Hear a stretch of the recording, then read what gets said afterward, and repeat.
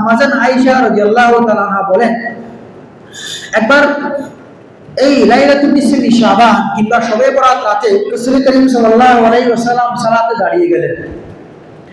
তিনি সালাত থেকে সিজদায় গেলেন।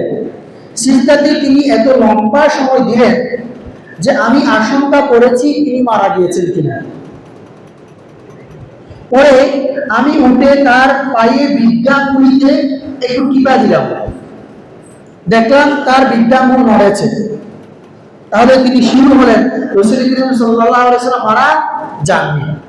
এবার রাসূল করিম সাল্লাল্লাহু আলাইহি ওয়াসাল্লাম সালাত শেষ করে আম্মাজান আয়েশা রাদিয়াল্লাহু তাআলা আনহাকে বললেন, ইয়া আয়েশা, অথবা বললেন ইয়া হুমায়রা। রাসূল করিম সাল্লাল্লাহু আলাইহি ওয়াসাল্লাম আম্মাজান আয়েশাকে আদর করে হুমায়রা ডাকতেন, হুমায়রা ডাকতেন। এই জন্য স্ত্রীদেরকে তার পছন্দের ডাক নামে ডাকা সুন্নাহ। যে নামে ডাকলে সে খুশি হয়, পছন্দ লাগে তার, এই ধরনের নামে ডাকা সুন্নাহ। তিনি আল্লাহ রাসূল আম্মাজান আয়েশাকে বলেন, ইয়া হুমায়রা, তুমি কি মনে করেছো আমি তোমার হক নষ্ট করেছি? তখন আম্মাজান আয়েশা বলেন, ইয়া রাসূলুল্লাহ, একেবারেই না, বরং আমি আশঙ্কা করেছিলাম আপনি এত লম্বা সময় সিজদায় পড়েছিলেন যে আপনি মারা গিয়েছেন কিনা। এরপরে রাসূল করিম সাল্লাল্লাহু আলাইহি ওয়াসাল্লাম বলেন, আয়েশা, তুমি কি জানো আজকে রাতটি কি, আজকে কোন রাত?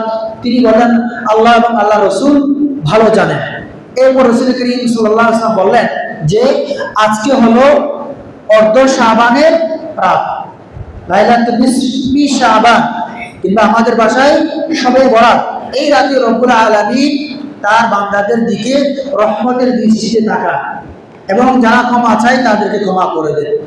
মোহতারাম হাজিরিন, এই হাদিস দ্বারা প্রমাণিত হয় যে আজকে রাতে আপনি যখন সালাতে দাঁড়াবেন লম্বা সময় সালাত করবেন, লম্বা কিরাত করবেন। বিশেষ করে সিজদায় গেলে লম্বা সময় সিজদাতে পড়ে থেকে আল্লাহর কাছে দোয়া করবেন, কান্নাকাটি করবেন। এটি এই হাদিস দ্বারা প্রমাণিত। এই হাদিসটি ইমাম বাইহাকী রাহমাতুল্লাহি আলাইহি তার কিতাবে বর্ণনা করেছেন এবং হাদিসের লাস্টে তিনি এসে বলছেন হাদিসুল মুরসালুল জাইয়্যিদ, অর্থাৎ হাদিসটি বর্ণনা করার মতো জায়গায় আছে, একেবারে মওদু কিংবা জাল নয়, আবার একেবারে টপ লেভেলের সহিহ নয়, টপ লেভেলের সহিহ নয়।